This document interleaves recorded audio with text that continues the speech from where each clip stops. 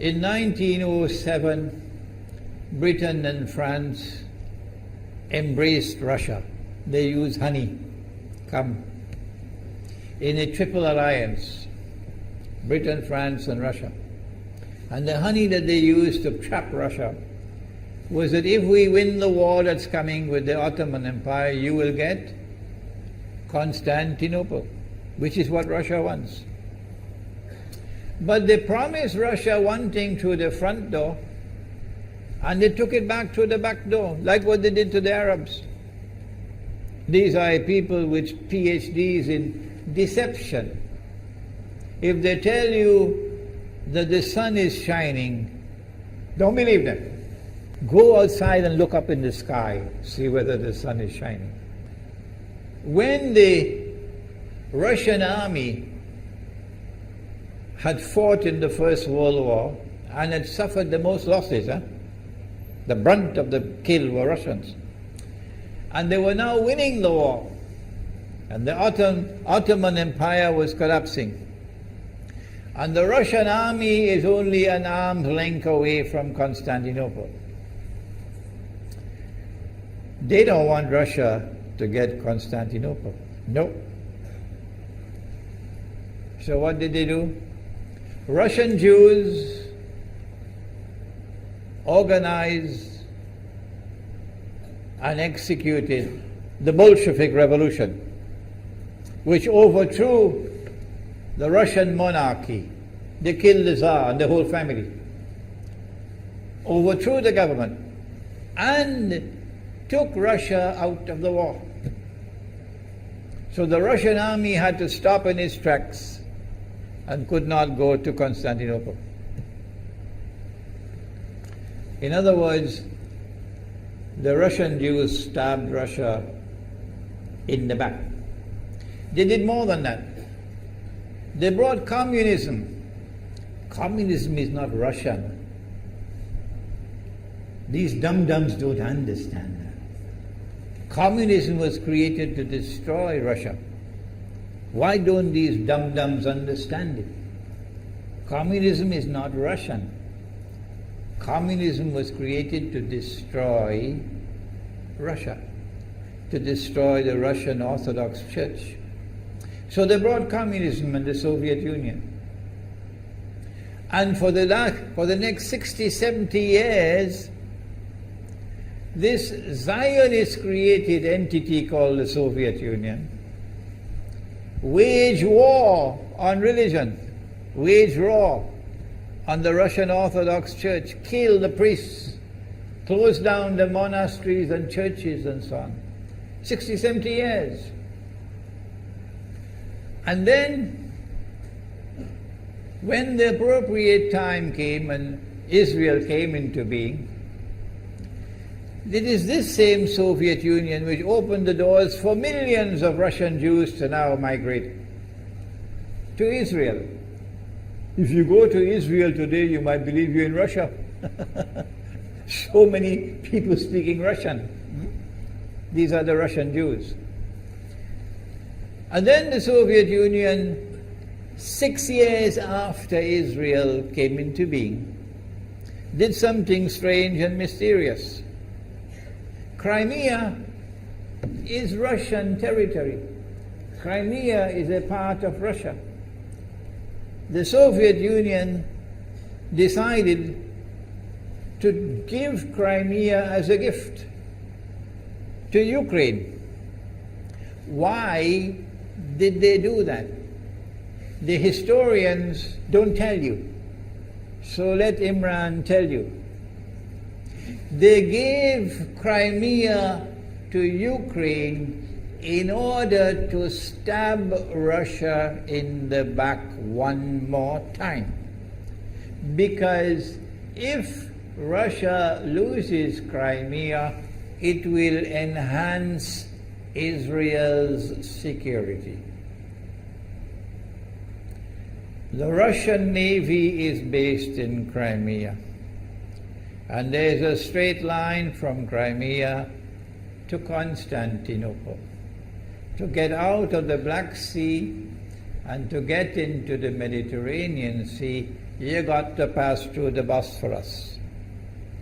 And the city of Constantinople is located right there on the Bosphorus. So they gave Crimea as a gift to Ukraine. They never bothered to consult the people of Crimea and get their consent. No. They never bothered to seek the permission of the Russian people. No. But Washington doesn't want to hear that. The foolish man who now sits in the White House of the United States, the foolish man who would like to pretend that he's a man of wisdom, he doesn't want to hear. But what are the rights of the Russian people? Were they not violated? Do they not have the right to correct Iran and recover the territory which was unjustly taken away from them on Israel's behalf? Obama doesn't want to hear that. It's inconvenient for them. But in this masjid, we will expose whether it's convenient to you or not. They did more than that. Not only did they give Crimea to Ukraine, but earlier on they gave eastern Ukraine. Eastern, part of it now eastern Ukraine was Russian. It was Russian. And the Soviet Union gave it as a gift to Ukraine. Why is it being given to Ukraine? Answer is that when the proper moment comes, the same people who brought the Soviet Union into being now have a method by which they can cause it to collapse. The method that they're using now in Venezuela, popular demonstrations, they did it in Egypt, they did it in Tunisia, they are masters of that. They did it with the Soviet Union. I used to think that the Soviet Union collapsed because of Allah's kindness. But I was wrong.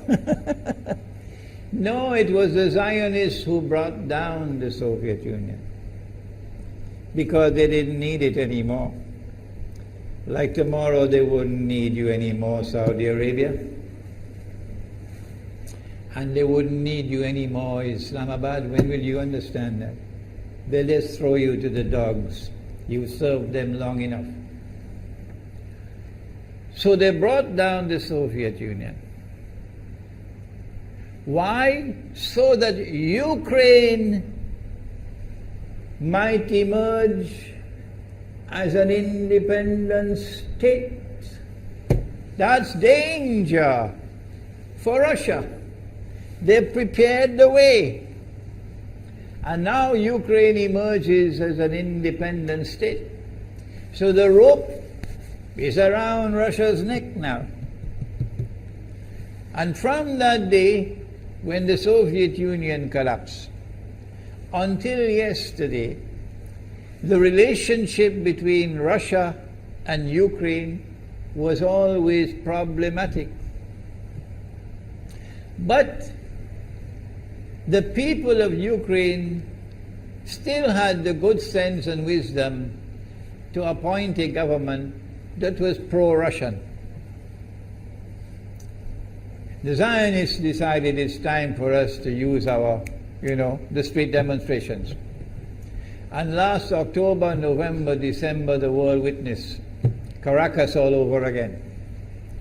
And eventually, the Zionists got what they wanted. You have the money, and you can send in your special people, snipers who will kill, and so on, throw petrol bombs and so on. And eventually they got what they wanted. They created enough havoc. May Allah protect Malaysia from that. Ameen. Ameen. And the president of Ukraine fled. He's a democratically elected according to your method, Mr. Obama, according to your system. He's a legally elected president of Ukraine. And he had to flee. And these hypocrites in Washington and London and Paris who would like us to believe that they are honorable men. They are not. Instead of standing on the side of the legally appointed president and demanding the rule of law, they all showed their colors as hypocrites in immediately recognizing the new government in Ukraine.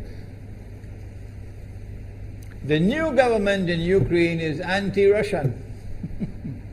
That's what they wanted. That's why they brought down the Soviet Union, to bring in a Ukraine into being as an independent state, and then to eventually get an anti-Russian government in Ukraine.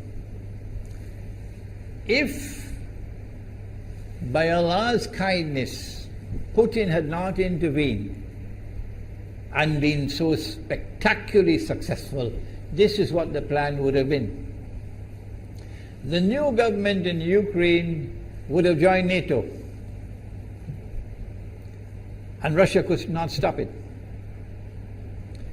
And when the new government in Ukraine joined NATO, NATO will then send its armed forces into Ukraine. It could include nuclear weapons. Then Ukraine will pick a fight with Russia and decide that Russia must now vacate Crimea. Shut down your naval base. The rope is now tightened around your neck. Russia has to put its tail between its legs and withdraw its fleet, Black Sea Fleet, from Crimea. Russia is no longer a naval power. Crick crack, you finish. And Israel will celebrate. That was the master plan. But Allah planned, and Allah's plan was successful. And it is time for the Muslim world to recognize and to see, I cannot influence governments, so what can I do? Don't bother, you waste your time with governments. But the people can understand that this was Allah's plan. They planned, the enemy planned for so long, and at the last moment Allah intervened. And Putin was able to get the people of Crimea to vote in a referendum. And they voted 90-something% in favor of returning to Russia. They were a part of Russia, and they want to return to Russia. So Putin was successful in delivering to the Zionist movement the first defeat it has ever suffered, significant defeat, in the more than 100 years since the Zionist movement was established. If that is not a sign from Allah, it's time for you to wake up.